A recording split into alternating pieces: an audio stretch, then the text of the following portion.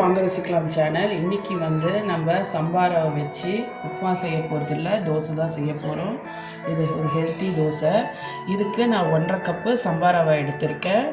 அப்புறமா 1/2 கப்பு பாசிப்பருப்பு எடுத்திருக்கேன். எல்லாமே இதே மெஷர்மெண்ட்டில் இந்த ஆழாக்கில் தான் எடுத்திருக்கேன். இது 1.5 கப்பு சம்பாராவைனா 1/2 கப்பு பாசிப்பருப்பு.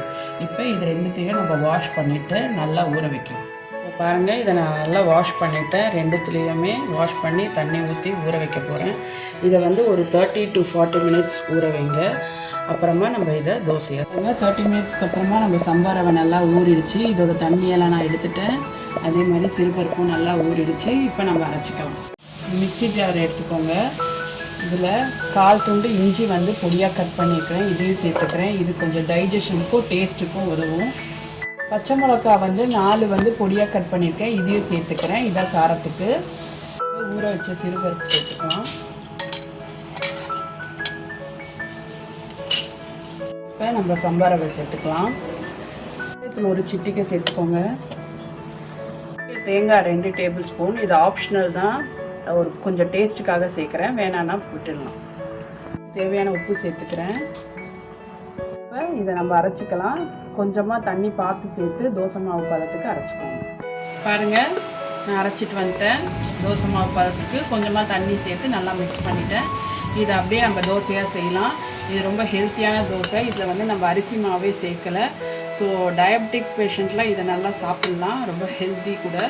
ஸோ இப்போ வாங்க தோசை செய்யலாம். இப்போ இந்த தோசை மேலேயே கொஞ்சமாக ஊத்தப்பம் மாதிரி ஸ்ப்ரெட் பண்ண போகிறேன். அதுக்கு ஒரு பெரிய வெங்காயத்தை பொடியாக கட் பண்ணியிருக்கேன். ஒரு சின்ன கேரட்டை துருவியிருக்கேன். மல்லி கொஞ்சம், சால்ட்டு, இதெல்லாம் நம்ம மிக்ஸ் பண்ணி வச்சுக்கலாம். இது வந்து தோசை மேலே நான் ஸ்ப்ரெட் பண்ணி கொடுக்க போகிறேன். இந்த மாதிரி கொடுத்தா குழந்தைங்களாம் நல்லா விரும்பி சாப்பிடுவாங்க. அவங்களுக்கும் இந்த கேரட் இதில் இருக்க நியூட்ரிஷன்லாம் போகும். ஸோ இந்த மாதிரி இது பண்ணி வச்சுக்கோங்க, மிக்ஸ் பண்ணி வச்சுக்கோங்க.